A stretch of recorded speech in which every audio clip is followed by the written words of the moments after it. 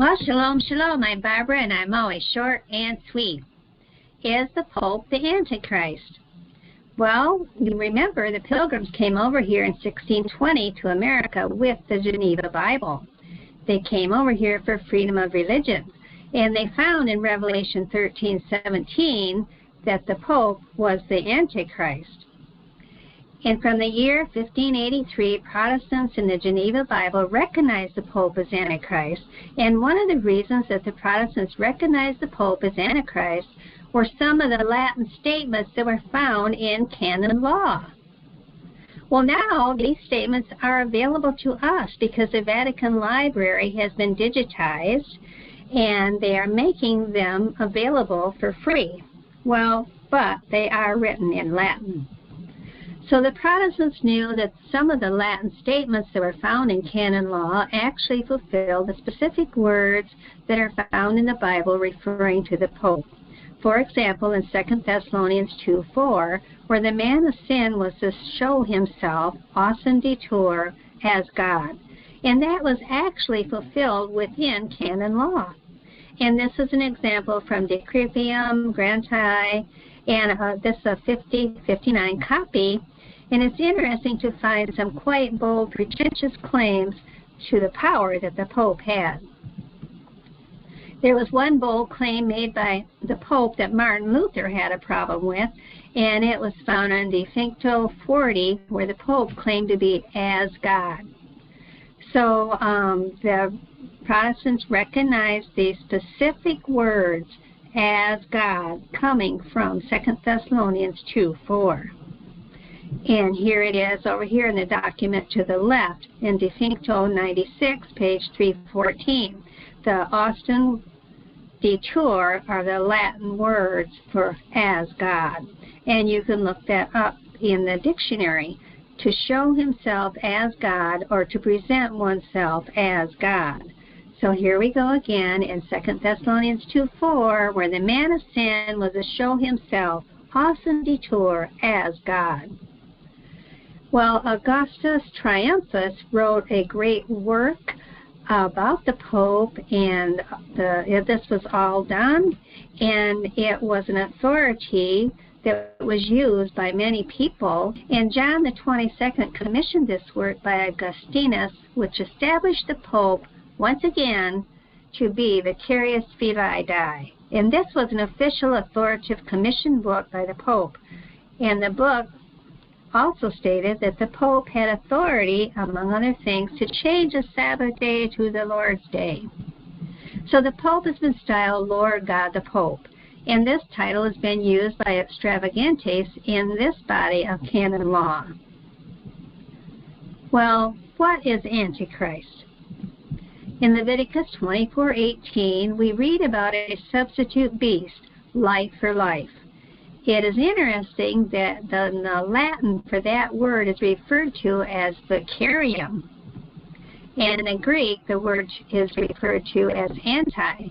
So there's a direct connection between vicar, vicar, vicarium, and anti. Therefore, Antichrist could also be called Vicarius Christi.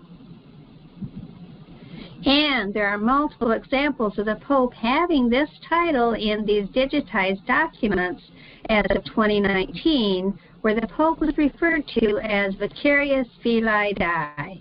Vicarius Filii means vicar of the Son of God. Vicar is a representative of a higher ranking official with all the same authority and power. So calling the Pope the Vicar of Christ implies that he has the same power and authority that Christ had over the church. The Vicarius Filii comes out as 666. The letters mean numbers, and the V and the U is interchangeable. The Bible in Revelation 13 talks about adding up, calculating. It says add up the number of a man, and it's a number of a man, and it is 666. So this completely fits. This is not God. It's a man. It's not a barcode or chip. It is the number of a man. Remember, Rome never changes. And this is the repeated boast of the papacy. In its spirit, in its disposition, in its essential nature and characteristics, Rome is the same today that it was hundreds of years ago and even before Christ.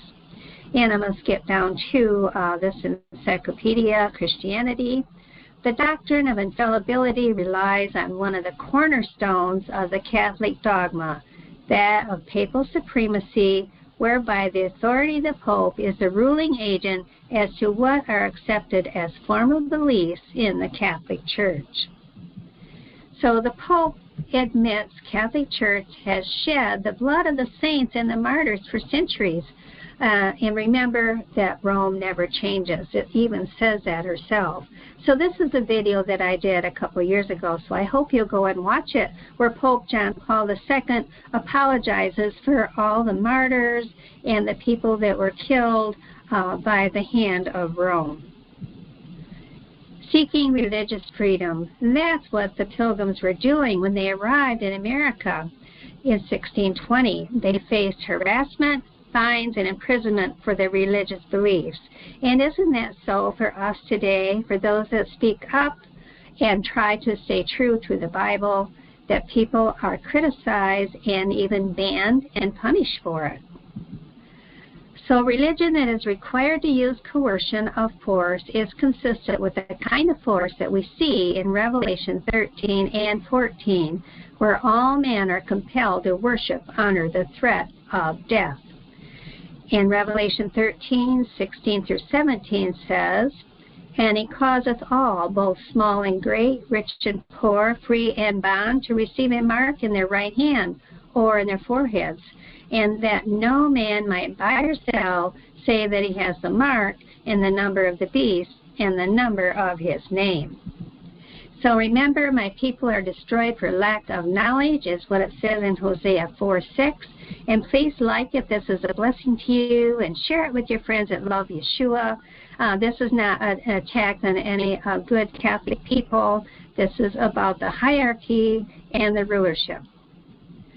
So Revelation 18:4 and 5 says, "Come out of her, my people."